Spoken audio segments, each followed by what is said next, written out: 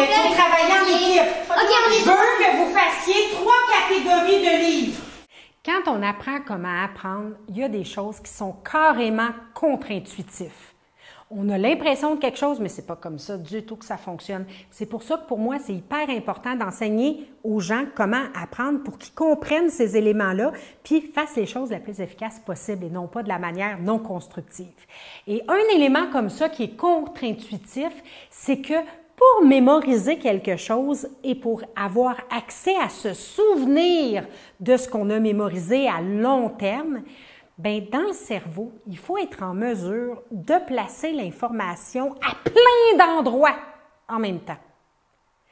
C'est-à-dire que si j'associe une information à une image visuelle ou à un son ou à un événement dans ma vie que j'ai retenu, bien, en fait, ce que je suis en train de faire mécaniquement, c'est de créer un petit réseau de neurones de mon souvenir dans un endroit particulier de mon cerveau. La seule manière que je vais pouvoir procéder pour aller rechercher cette information-là, c'est trouver où est-ce que je l'ai foutu, ce petit bout d'information-là, dans quel réseau neuronal, c'est quoi le petit fil qui m'amène à mon information. Et quand il y a juste un petit fil puis une information de base pour me souvenir de tout le reste, 20 ans après, les chansons que j'ai complètement oubliées. Donc, dans le cerveau, pour pouvoir se souvenir à long terme et surtout avoir accès à mon information au bon moment dans mon quotidien, quand je vais en avoir besoin, et je peux en avoir besoin dans plein de situations différentes, bien, si elle est située à plusieurs places, bien, les chances que je sois capable d'y avoir accès très facilement, sans effort, au bon moment, dans la bonne situation, bien, il faut que je l'ai placé adéquatement dans mon cerveau. Et plus je place l'information adéquatement, en plus j'ai une grande flexibilité intellectuelle, donc plus je suis capable de m'adapter à toutes les situations, plus mon esprit critique va être développé. Alors, ce qu'il faut faire en fait, c'est étiqueter l'information avec le plus grand nombre possible d'étiquettes pour la même information. Comme si quand je plaçais mes chandails dans ma garde-robe, je mettais une étiquette avec mes chandails chauds. Mais je pourrais aussi le placer, imaginer que dans mon garde-robe, j'ai un robot doté d'une intelligence artificielle qui comprend toujours mes besoins et qui est capable à chaque microseconde de déplacer mes vêtements et de les étiqueter de la meilleure façon possible en continu sans arrêt. Bien, c'est ça un cerveau. C'est un robot doté d'une intelligence naturelle, cette fois-ci, qui, en temps réel, constamment réorganise, réétiquette et bouge les informations au gré de mes besoins.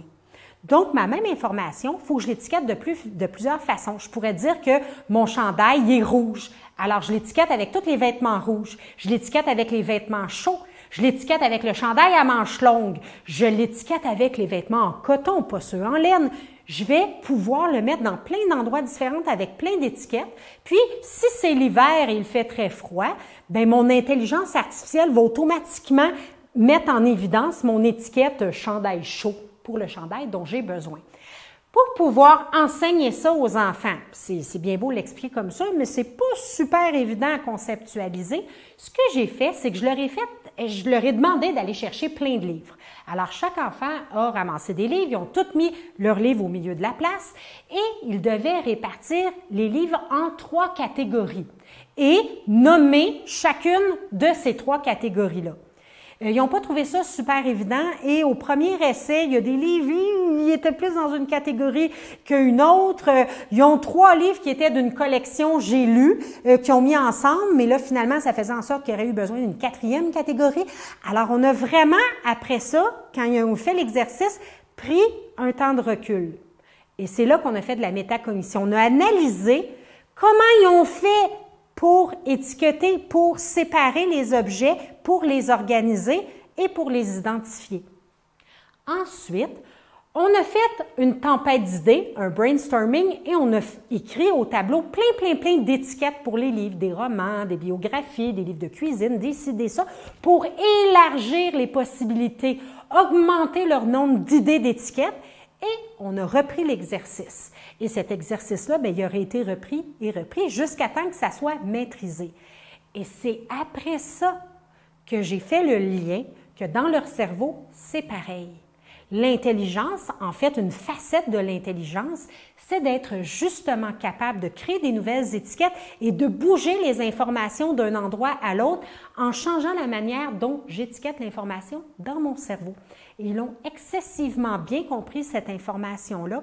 Ils ont compris comment ça fonctionnait et quand ils font leur mind map, je vais le rappeler, je vais le redire, je vais les féliciter, les encourager, faire du renforcement positif à chaque fois qu'ils le font et je vais nommer, prendre en exemple quand ils le font pour refaire le lien avec cette expérience-là de manière à ancrer ce processus-là profondément dans leur tête à l'effet que quand j'ai une nouvelle information, je veux créer des liens entre cette information-là et d'autres informations que j'ai, le plus de liens possible, les liens les plus riches possibles et avec le plus d'indices de perception possible, donc avec le toucher, avec des images, avec des sons et tout ça en même temps.